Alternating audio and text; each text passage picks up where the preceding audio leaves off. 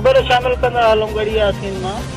सिंध असेंबलीअ जे speaker आगा सिराज दुरानी ऐं अबड़ा बिरादरीअ जे सरदार शफ़क़त खान नोगरानी ऐं जावेद दुरानीअ जे मौजूदगीअ में कोट दुरानीअ ते यूसी सांगीअ जे ॻोठ होत खान रिंद बिरादरीअ जे चङे मुड़ुस मोहम्मद शरीफ़ रिंद ऐं मोहम्मद रहीम रिंद बिरादरीअ समेत पीपल्स पार्टीअ में शमूलियत जो ऐलान कंदे आगा सिराज दुरानीअ सां गॾिजी हलण जो वचन कयो।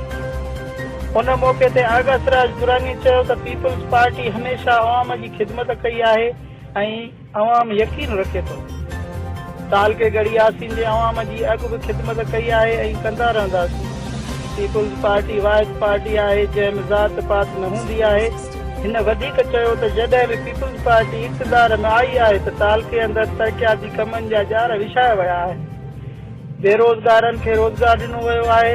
शहीद ज़ुल्फ़िकार अली भुट्टो ऐं शहीद मोहतरमा बेनज़ीर भुट्टो पीपल्स पार्टी ठाहिण जो मक़सदु ग़रीबनि जी ख़िदमत करणु आहे।